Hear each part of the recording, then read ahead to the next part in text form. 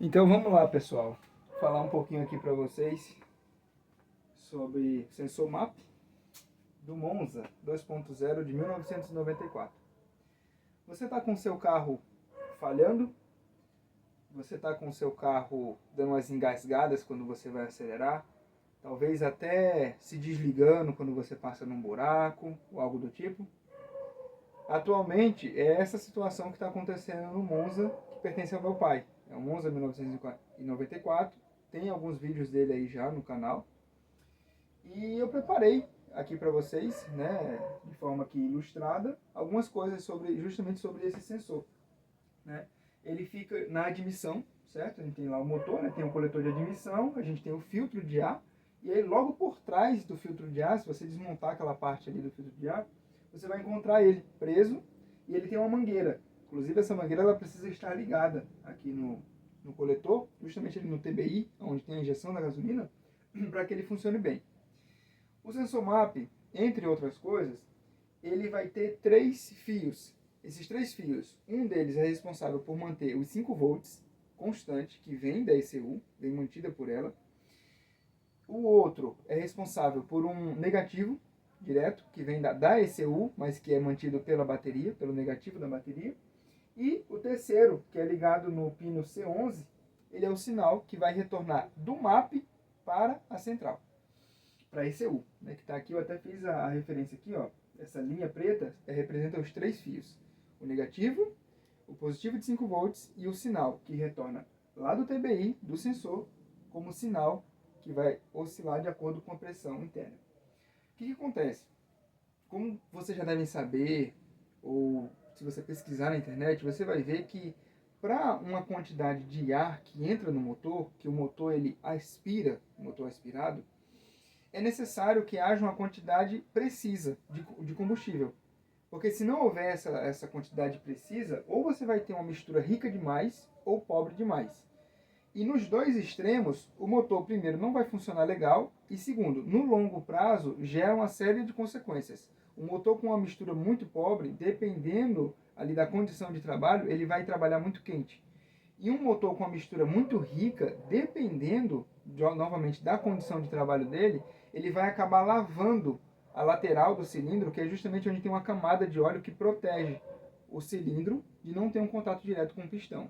Então, gasolina em excesso vai fazer mal para o motor, sem contar que você vai gastar mais combustível, e também pouca demais pode gerar um calor excessivo e gerar um desgaste no longo prazo, um desgaste maior, né? O motor ele não vai ter a vida útil que ele poderia ter se ficar trabalhando com a mistura de combustível muito pobre.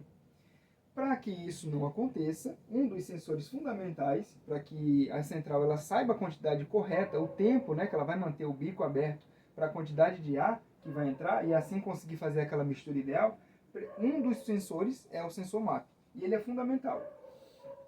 Nesse caminho aqui, onde ele vai, pode acontecer que depois de 32 anos de uso, que é o caso do Monza lá, pode se gerar sim, em alguns pontos metálicos por onde o chicote ele passa, que o fio ele tenha tido um desgaste na lateral dele, né?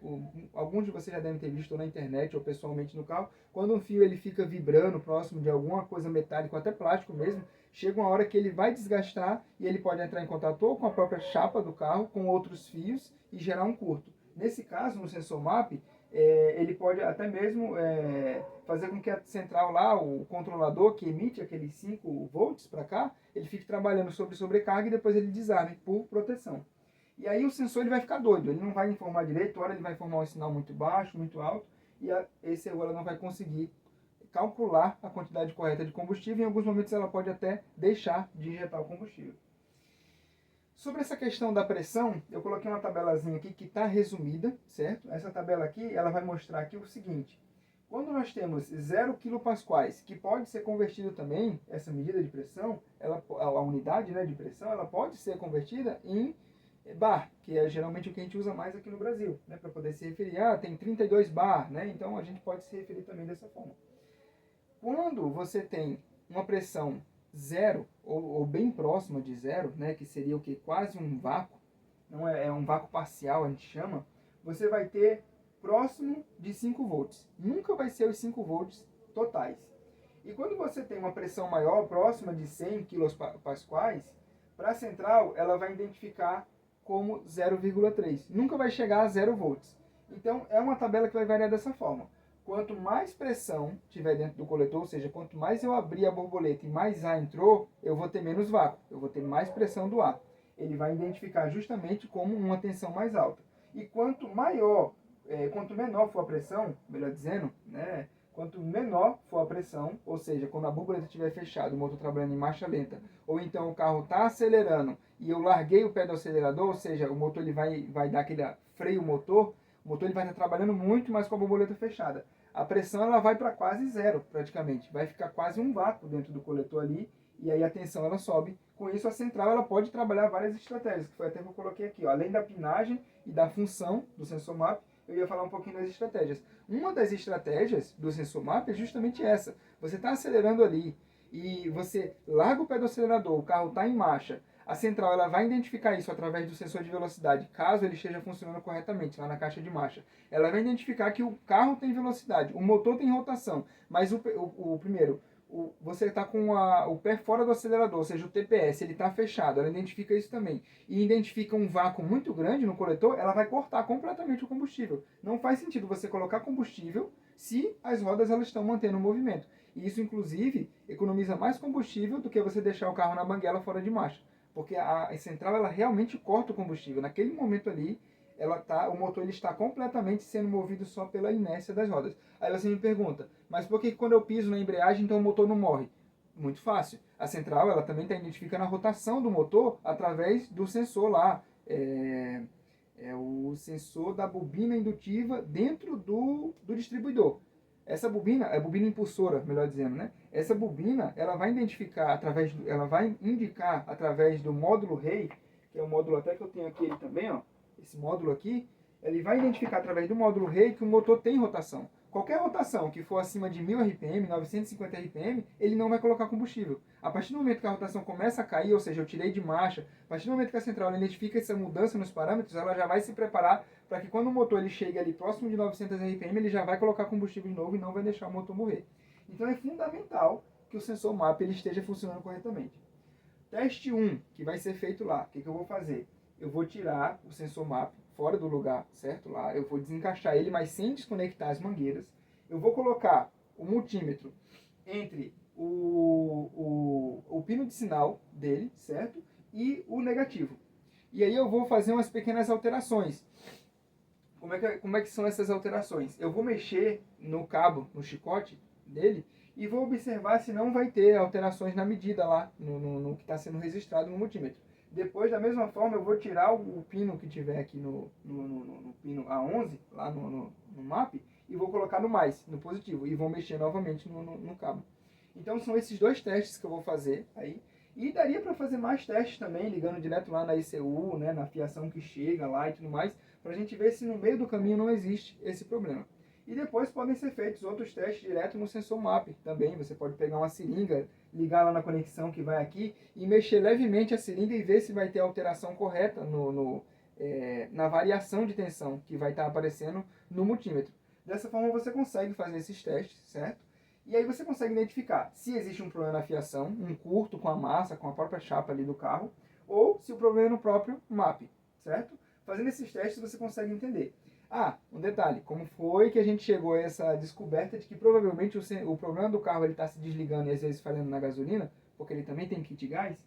Como é que a gente chegou a essa conclusão? Lá na ECU, você tem a portazinha, que até você encontra lá uma portazinha assim, que você tira uma capinha, sem tirar aquela capa total, você vai ver um conector lá, chama-se conector ALDL. É um conector desse jeito aqui, ó. É um quadrado, ele, certo? E aí ele tem vários terminais, assim você vai ver. No ALDL, você vai ter que conectar o A e o B, são esses dois do canto, na parte de cima, do lado direito. Quando você faz um jump entre esses dois, e você liga apenas a ignição sem ligar o carro, lá naquela lâmpada de anomalias, que é justamente a lâmpada da injeção, ele vai piscar. O primeiro código que ele vai dar é o 12. Ele sempre vai dar o 12 quando o carro está desligado, certo? Ele vai piscar uma vez, dá um tempinho, pisca duas vezes. Aí ele repete esse código 3 vezes para você e depois ele vai para outros códigos. Esse código 12 tem a ver com a rotação do motor. Como o motor está desligado, ele identifica como se tivesse um problema naquela parte, mas não tem. É porque o motor nesse momento está desligado e esse tipo de falha Lá, nessa ECU, ela não é registrada justamente por causa disso, porque você pode estar fazendo o teste com o motor desligado. Aí depois que ele der esse primeiro código, 12, ele vai dar o código, ou 43, 42, 20, 17, ele vai piscar. Tipo assim, nesse caso aqui do sensor MAP, com o sinal baixo, que é o que está acontecendo lá, ele dá o seguinte código, o 34. Eu estou até ali com a apostila, ali, ela está fechada ali, por enquanto, mas eu conferi. O 34 é justamente o sinal baixo. Ela está identificando, a ECU está identificando um sinal muito baixo aqui, da tensão, ele está identificando uma tensão alta, que se refere a uma pressão baixa, quando você abre a borboleta. Então, muito provavelmente, e justamente quando o motor passa por algum buraco. E aí, o que acontece? Se a central está identificando isso, e isso é característica de um rompimento aqui, ou um rompimento, ou uma alteração aqui no chicote, em relação à chapa do carro, um curto com a massa, a gente vai ter que fazer esses testes. E aí, vocês podem fazer esse teste aí no carro de vocês, se a lâmpada da injeção estiver acendendo, né, se for um Monza, um Cadete, enfim, todos eles têm esse conector, a LDL. Ali da década de 90, todos os que saíram com injeção eletrônica já, seja monoponto, eu não sei com mais bicos, mas a monoponto saiu com essa possibilidade de você fazer esse teste sem precisar de scanner, tá certo?